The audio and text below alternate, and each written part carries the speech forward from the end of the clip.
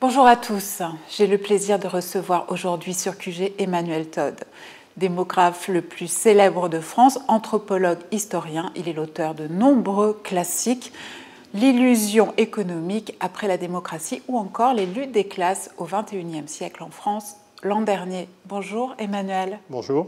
Et merci d'être avec nous une fois de plus merci sur QG. À vous, merci à vous. Merci pour votre fidélité. Je rappelle à tous ceux qui nous écoutent que QG est un média à 100% financé par l'abonnement, que nous n'avons ni subvention de l'État, ni subvention d'industriels du CAC 40, ni publicité. Je vous invite donc à nous rejoindre sur le site qg.media et à vous abonner. Alors Emmanuel, la semaine dernière, le week-end dernier, c'était l'élection régionale, enfin le second tour de l'élection régionale en France, qui a été marqué par une très très forte abstention et par un véritable naufrage du parti présidentiel La République En Marche, ainsi que du Rassemblement national qui n'a pas réussi à conquérir une seule région. Quelles leçons vous en tirez? Quand ça s'est produit, dans l'instant, j'étais ravi. Honnêtement, je me suis jamais tellement amusé. Et puis comment dire, on avait tous ces types qui étaient là à dire c'est affreux pour la démocratie, les gens ne votent plus. Comment les intéresser à la politique, etc. Et moi, j'avais trouvé cette abstention formidable parce qu'on nous avait bassiné les oreilles pendant des mois, des années, mais même pendant les mois d'épidémie de Covid où les gens avaient des problèmes autrement plus sérieux, on nous avait bassiné avec la sécurité, l'immigration, l'islam, avec deux partis qui s'étaient quand même distingués dans l'exercice. Bon, le Front National, bon, c'est le fonds de commerce quand même, mais aussi le macronisme, en fait, avec le concept de séparatisme. Ben, ça n'a pas intéressé les gens. Et donc c'est juste formidable que les gens n'aient pas été votés pour des partis politiques qui ne parlaient que de ces thèmes, alors que les problèmes de la France sont économiques et sociaux, mais certainement pas. Alors il ne faut pas surinterpréter. Le risque, on a vu tous ces comiques, enfin, ces acteurs, disons, les politiques comme les journalistes, c'est même pas surinterpréter, c'est inventer un sens assez régional. Mais quand même, je veux dire, l'idée d'électeurs, particulièrement les jeunes et les actifs, qui ne se mobilisent pas pour des partis qui délirent, en fait, je ne vois pas comment on peut interpréter ça négativement. Ce qui aurait été dramatique, ça aurait été que les partis soient légitimés par un vote fort. Et là, bon, alors en termes électoraux, c'est très simple, les vieux, enfin les gens de ma génération, en fait, sont sortis par habitude, ils ont été votés, et tous les actifs et jeunes sont allés ailleurs. Donc ça, c'était le premier renseignement. Maintenant, je suis... en fait, la poussière est retombée, et je suis plus dans une sorte de tristesse, parce que... alors d'abord, ça m'avait amusé dans l'instant, mais en fait, je me dis que c'est vraiment inquiétant. C'est-à-dire que la façon dont l'appareil politico-médiatique, puisque c'est quand même de ça qu'il s'agit, a réussi à avancer dans le commentaire de ces élections, dans son délire, en fait. C'est-à-dire que les gens, les journalistes, les politiques, se sont comportés comme si c'était des élections sérieuses. Donc on les a vus remercier des électorats massifs pour des élections triomphales.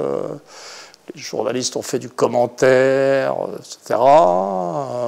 Il y avait eu juste ce tweet merveilleux là, dont on m'a parlé, de ce type qui disait il faudrait prévenir Xavier Bertrand qui n'a pas été élu président de la République, qui quand même symbolisait assez, et c'est pas le pire, hein, Xavier Bertrand. Voilà, donc en fait, on a eu quand même l'illustration d'une classe dirigeante en déni complet, qui est la situation de la France depuis de longues années maintenant, et d'un appareil de contrôle de la société au sens idéologique et politique qui entrait en une sorte de lévitation complète. Les électeurs étaient ailleurs, n'y avaient pas été. Et puis il y avait... Alors c'est curieux parce que l'image qui me vient, c'est d'un appareil politique qui serait envoyé en l'air par un ballon, mais le ballon, ça serait les vieux, en fait, du corps électoral, ce qui est paradoxal comme image. J'ai rien pris, hein. Là, c'est-à-dire comme substance. Donc ne vous appelez pas. Mais ce qui serait intéressant, c'est de parler des raisons de cette déconnexion, des raisons structurelles de longue période. On va en parler. Alors, dans les 10 communes les plus pauvres de la métropole en France, dont la plupart sont en banlieue parisienne, les taux d'abstention s'envolent à plus de 80%. On peut citer Grigny, Aubervilliers, La Courneuve, Saint-Denis, Stein.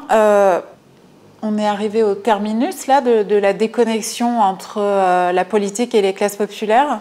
Oui, mais là, c'est les classes populaires, mais la première chose moi qui m'avait frappé, c'était au premier tour, le taux d'abstention des 20-24 ans, qui devait être quelque part entre 85 et 90%. Donc là, on est sur des valeurs limites, mais la réalité, c'est que si on tient compte, en plus du mouvement démographique et du fait que parmi le tiers des gens qui ont voté, il y a une proportion extrêmement élevée de personnes âgées, encore une fois, dont je suis, donc je suis en train d'insulter personne, je fais mon boulot de démographe, qui sont, je m'excuse de le dire, sur le départ, en termes existentiels.